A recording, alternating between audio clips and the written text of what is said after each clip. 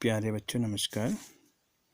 आज हम जो टॉपिक पढ़ने जा रहे हैं उसके अंतर्गत हम जो है पहले वास्तविक संख्या के बारे में पढ़ेंगे, जो कि हमारा पहला चैप्टर भी है 10th मैथ्स का।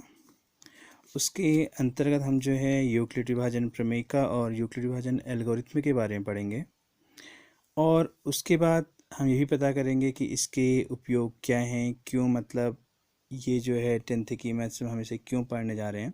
तो इन सभी चीज़ों के बारे में हम बात करेंगे। तो आइए पहले बात करते हैं हम वास्तविक संख्या के बारे में।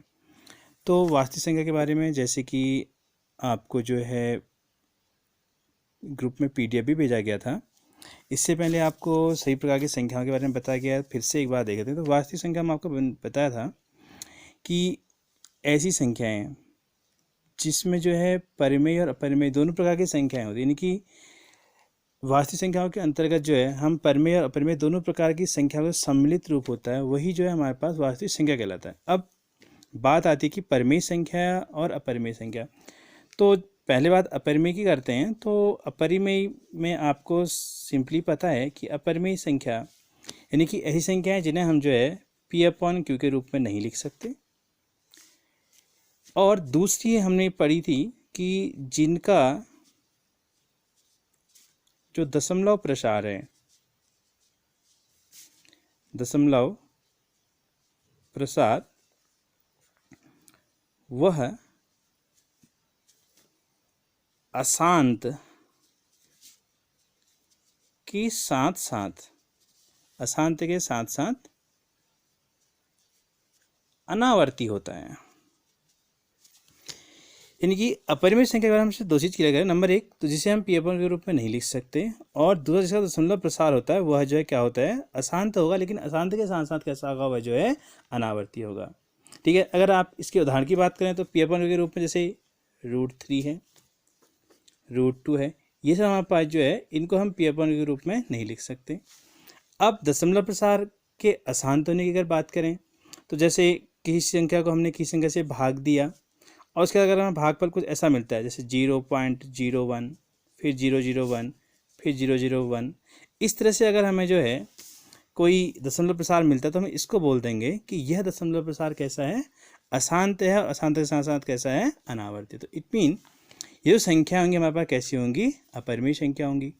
अब बात करते हैं परिमेय संख्या की। तो परिमेय संख्या के लिए आपने एक तो पढ़ा है कि ऐसी संख्या से जो है हम P/Q के रूप में लिख सकते हैं, और दूसरा प्रत्येक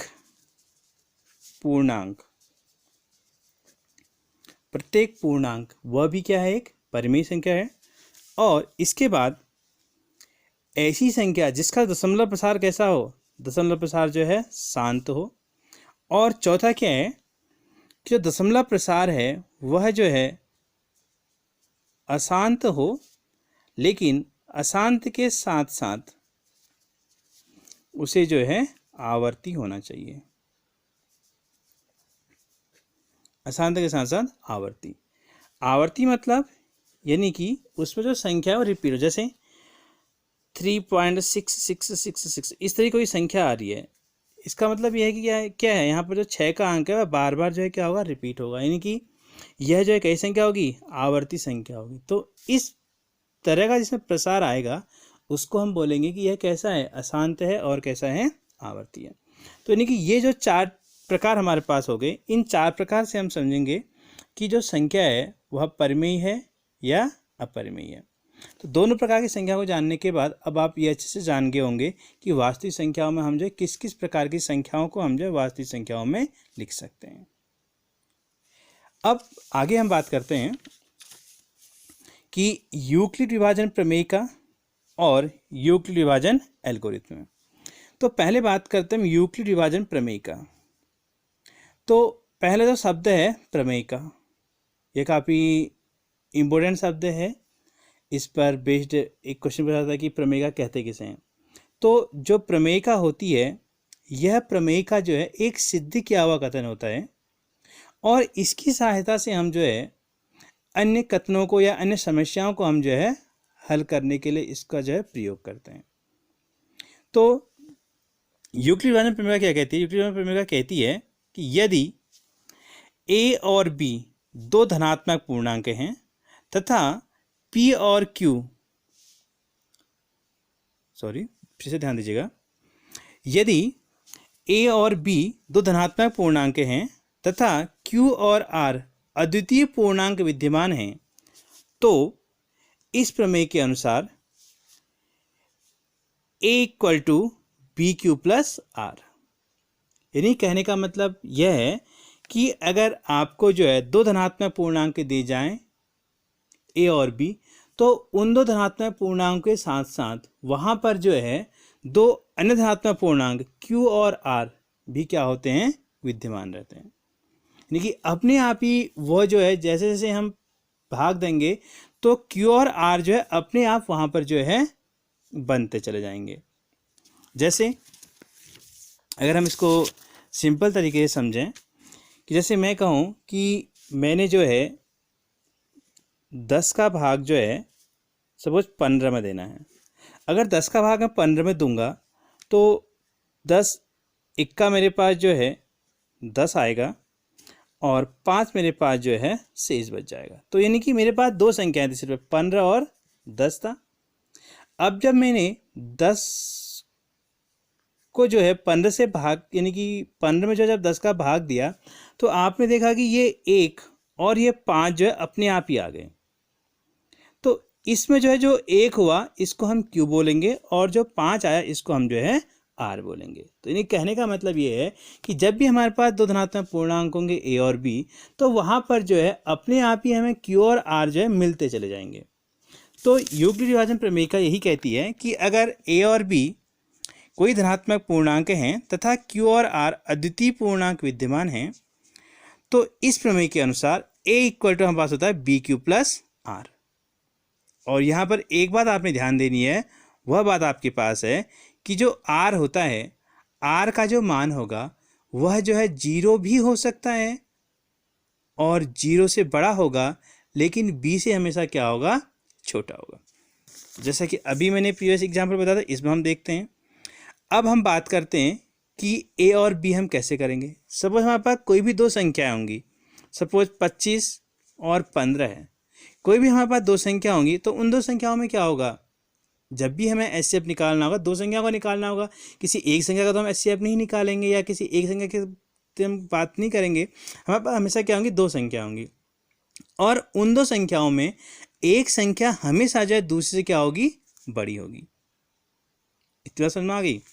तो जो छोटी संख्या है, इस छोटी संख्या को हमेशा हम बी बोलेंगे और जो बड़ी संख्या है इसको क्या बोलेंगे? ए बोलेंगे।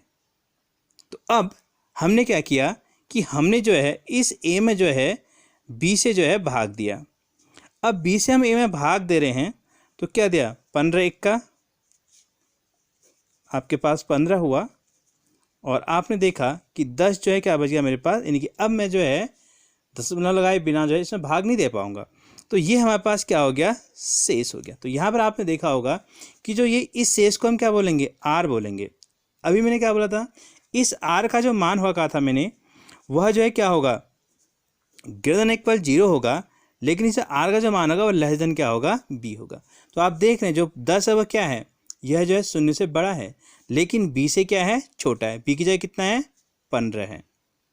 तो आपको जो है बी आर, यानी कि किस तरह से जो है आर जो है बी के साथ किस बात संबंधित है, ये जो आपको पता चल जाना चाहिए। तो इस तरह से ये हमारे पास यूक्लिड विभाजन प्रमेय का हुई। अब बात करते हैं यूक्लिड विभाजन एल्गोरिथम की। तो यूक्लिड विभाजन एल्गोरिथम, इसमें हमारे पास एक शब्द आ रखा है एल्गोरिथम। तो एल्गोरिथम को अगर हम समझने की कोशिश करें तो एल्गोरिथम जो है यह जो है कुछ नहीं है, यह जो है सिर्फ जो हमारे पास जो है जो एक प्रकार से चरण होते हैं, उन चरणों की, यानी कि किसी चरण का मतलब क्या हुआ? ये किसी व्यक्ति के चरण नहीं है। चरण का मतलब यहाँ पर है स्टेप्स, यानी कि जब हम किसी भी समस्या को हल करते हैं तो उसमें हमें जो है क्या होता है? कुछ स्टेप्स को जो है फॉलो करना पड़ता है, उनका पालन करना पड़ता है। तो उन स्टेप्स की जो एक सीरीज टाइप में होती है, यानी कि एक श्रृंखला होती है, उसी को हम क्या बोलते हैं यहाँ पर को एल्गोरिथम बोलते हैं। अब बात आई कि यूक्लिड विभाजन एल्गोरिथम में क्या हुआ, विभाजन मतलब क्या होता है, भाग देना। तो यूक्लिड विभाजन एल्गोरिथम इसका नाम इसलिए पड़ा क्योंकि जब दो या दो से अधिक संख्याओं का जो है एचसीएफ निकालने की बात आई, तो इसको जो है विभाजन विधि द्वारा जो है सबसे पहले यूक्लिड ने बताया था, इसीलिए इसका नाम जो है यूक्लिड विभाजन एल्गोरिथम पड़ा। तो अब जो यूक्लिड विभाजन एल्गोरिथम है यहाँ पर लिखा गया है कि यह एक प्रकार की प्रणाली है जिसकी सहायता से दो या दो से अधिक धनात्मक पूर्णांक का एचसीएफ ज्ञात किया जाता है। ठीक हो गया। इसमें मुख्यतः 3 चरण होते हैं। तो इसमें आपके पास जो 3 स्टेप्स होते हैं। अगर आप ये 3 स्टेप्स समझ जाएं तो आपको जो है यूक्लिड विभाजन एल्गोरिथम का प्रयोग करना जो है काफ़ी आसानी से आ जाएगा। तो आप इसके 3 स्टेप्स पे ध्यान दें। तो फर्स्ट स्टेप है कि बड़ी संख्या को भाज्य बनाते हैं तथा छोटी संख्या को भाजक बनाते हैं। तो यानी कि जैसा कि अभी मैंने आपको बताया कि अगर हमारे पास 2 संख्या है तो उस 2 संख्याओं में क्या होगा कि एक संख्या बड़ी होगी और एक संख्या छोटी होगी। तो जो संख्या बड़ी होगी उसे हम क्या बनाएंगे, भाज्य बनाएंगे, और जो संख्या छोटी होगी उसे हम जो है भाजक बनाएंगे। भाजक किसे कहते हैं, भाजक जिस संख्या से भाग दिया जाता है उसे भाजक बोलते हैं, और जिस संख्या में भाग दिया जाता है उसे हम जो है भाज्य बोलते हैं, और भाग देने के बाद जो संख्या आती है उसे भागफल बताता है, और जो संख्या शेष बचती है उसे हम जो है शेषफल बोलते हैं। ये हो गया। यानी कि पहला स्टेप आपके पास है कि अगर 2 संख्या हमारे पास दी है तो उसमें हम जो है क्या करेंगे कि जो बड़ी संख्या है, बड़ी संख्या को हम भाज्य मानेंगे, और जो छोटी संख्या होगी उसको हम जो है भाज्य बनाएंगे। अब जब हमने बड़ी संख्या को जो है भाज्य बनाया, छोटी संख्या को भाजक बनाया और भाग दिया, और हम देखा कि शेषफल क्या है, वह जो 0 के बराबर नहीं है, तो हम अब इसे क्या करेंगे, इसके जो है अगले स्टेप पे हम आ जाएंगे। तो अगले स्टेप में क्या कह रहे हैं, पिछली बार के भाजक को भाज्य तथा शेषफल को भाजक बनाते हैं। यानी कि आपको मैं एक एग्जाम्पल से समझाता हूं।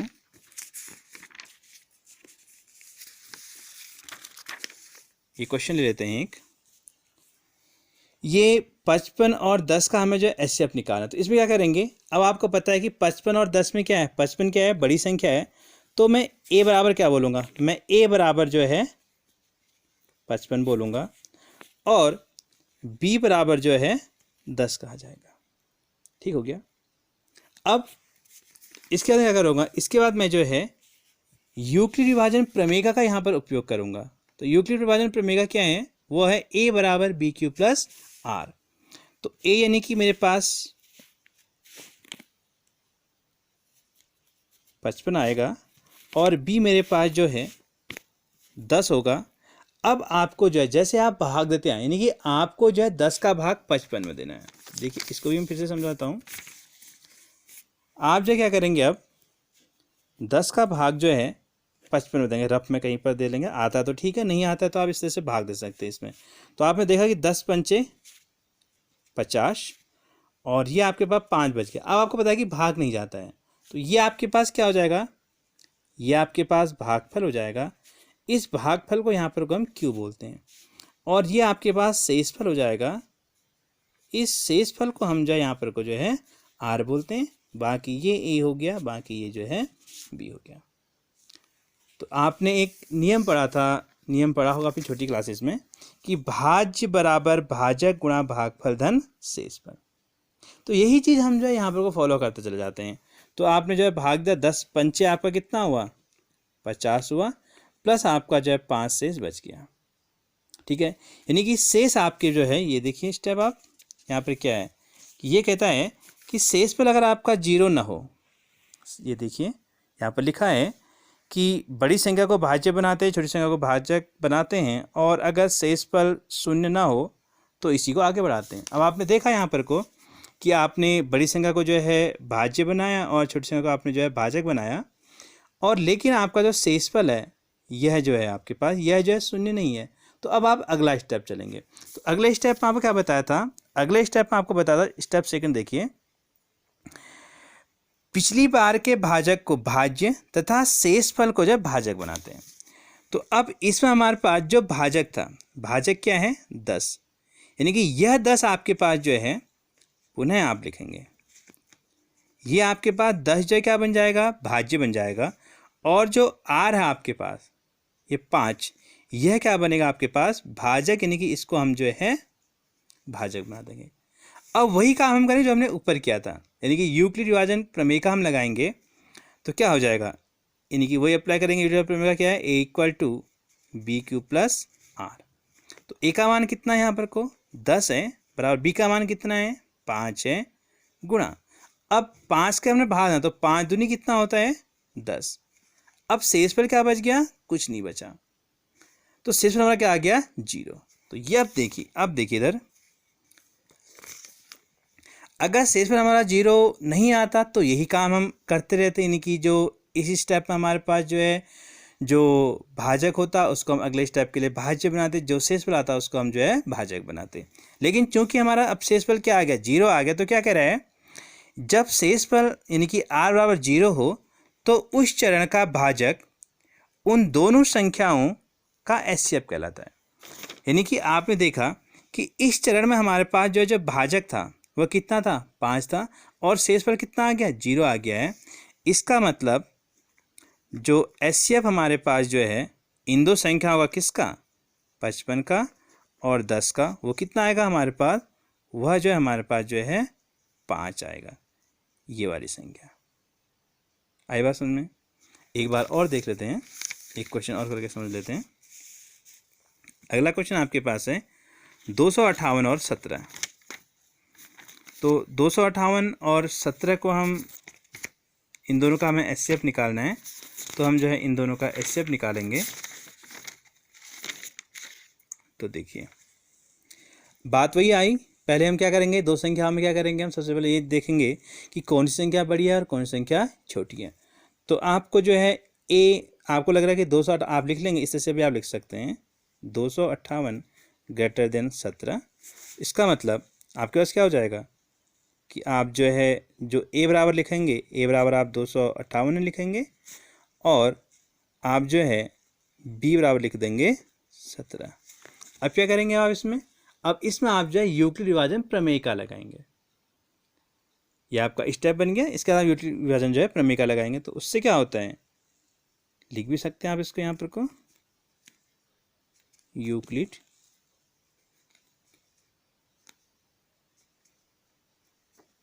विभाजन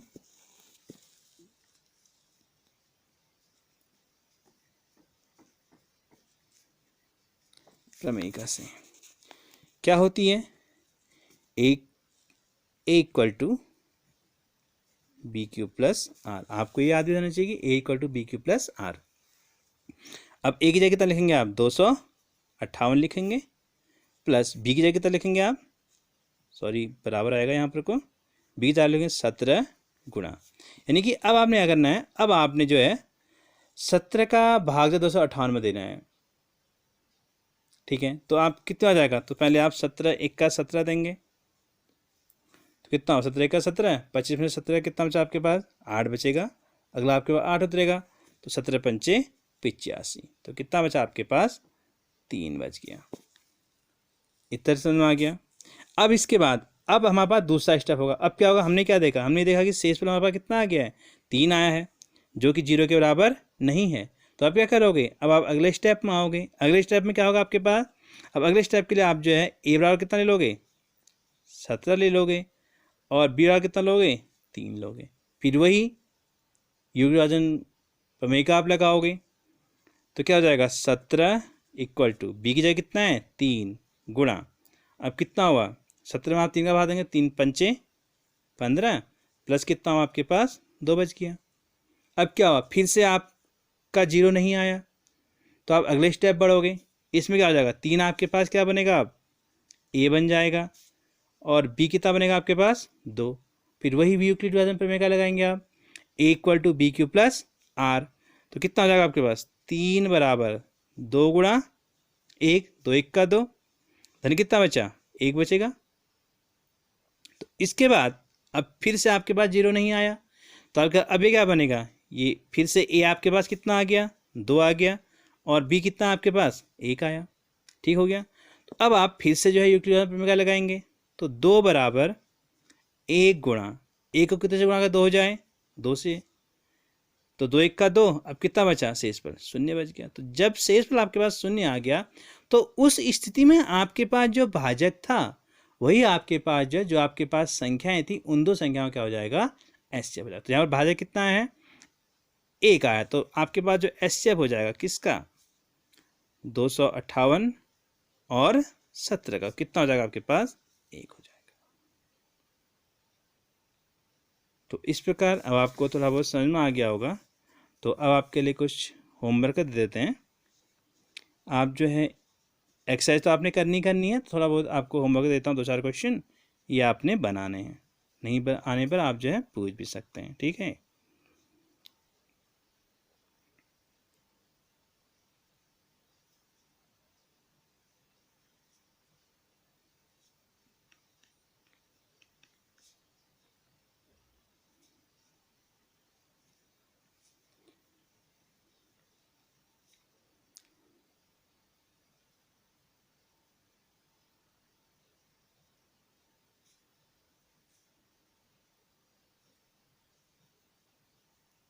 तो इनको आप करेंगे, फिर अगले क्वेश्चनों के साथ, अगले टॉपिक के साथ कल मिलते हैं।